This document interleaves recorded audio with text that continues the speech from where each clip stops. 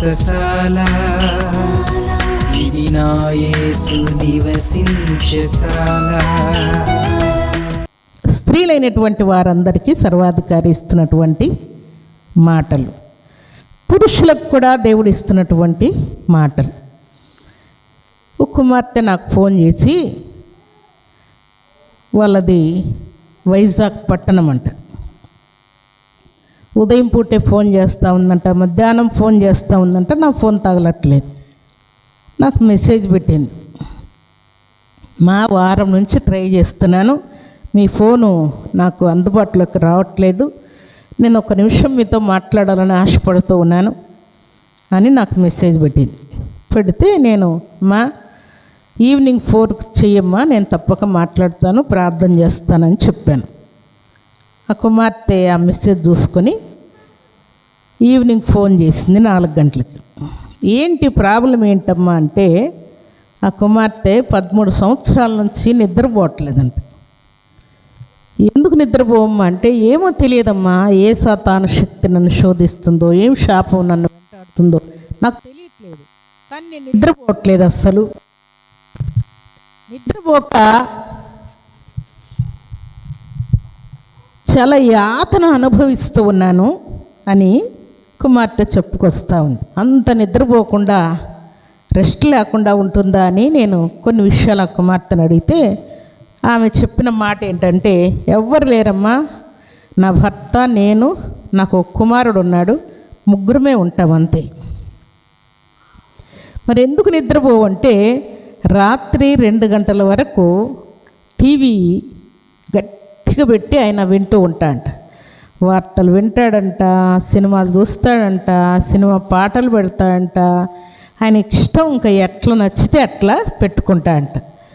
అది సౌండ్ తగ్గించి కూడా పెట్టుకోడంట. గట్టిగా సినిమా హాల్లో కూర్చుంటే ఎట్లుంటుందో అట్లా ఉంటుందమ్మా, నాకు ఇంట్లో నాకు హెల్త్ సరిగా లేదు, దాంతోపాటు నిద్ర ఉండదు, మామూలుగానే నాకు నిద్ర, అన్ని నిశ్శబ్దంగా ఉన్నా కూడా నిద్ర రావట్లేదు, ఏం జరుగుతుందో తెలియదు. కానీ నా భర్త రోజు 2 గంటలకు 2:30కు అట్లా పడుకుంటాడంట ఆయన, అంతవరకు టీవీ మోగుతూనే ఉండాలంట. ఆమె 13 సంవత్సరాల నుంచి నిద్రపోకుండా ఉంది అంటే ఈ భర్త గ్రహింపు ఉండాలా లేదా? ఉండాలి కదా. ఈమె నిద్రపోవట్లేదు, ఈమె ఆరోగ్య పరిస్థితి ఏంటి, అసలు ఏం ప్రాబ్లం, ఏ సాతాను శక్తి ఆమెను శోధిస్తుంది, లేకుంటే ఏమి రోగం వచ్చింది అనన్న అర్థం చేసుకోవాలి కదా. అవేం పట్టమంట ఆయన. ప్రతిరోజు 2:30, 3 అయిద్దమ్మా పడుకునేసరికి. పడుకున్న తర్వాత ఇంకా నాకు నిద్ర వస్తే రావచ్చు, లేకుంటే రాకపోవచ్చు, నా పరిస్థితి అలాగుంటుంది. ఆయన నా మాట వినే పరిస్థితుల్లో లేడు, నిత్యం మత్తులో ఉంటాడు.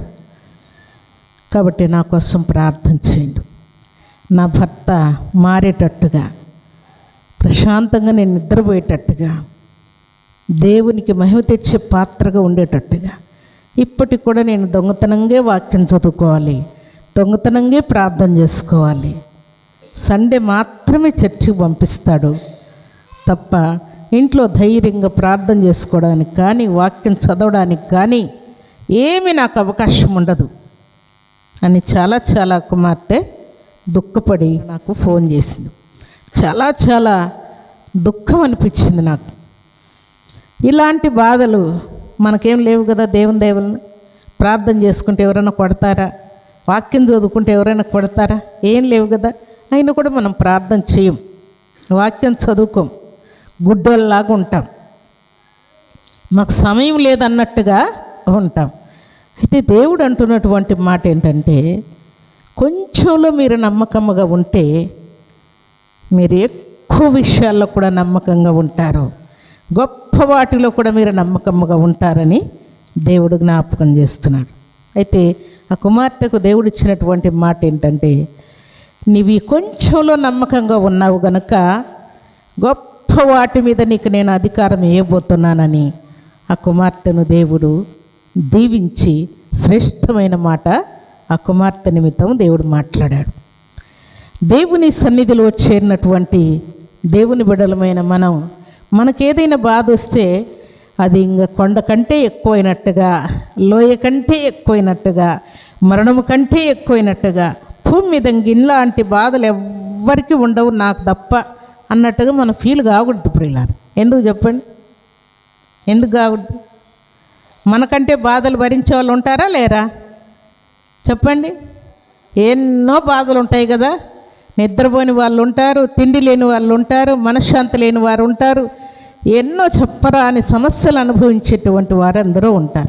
అందుకని మనకు బాధ కలిగినప్పుడు మనం ఎవరిని జ్ఞాపకం చేసుకోవాలంటే మనకంటే విపరీతమైనటువంటి బాధలు అనుభవిస్తున్నటువంటి వారిని జ్ఞాపకం తెచ్చుకొని దేవుణ్ణి బట్టి ధైర్యం తెచ్చుకోవాలని దేవుడు ఆశపడుతున్నాడు. అప్పుడే కొంచెంలో మీరు నమ్మకంగా ఉంటారు, గొప్ప వాటిలో కూడా నమ్మకంగా ఉండడానికి దేవుడు కృప చూపిస్తాడు.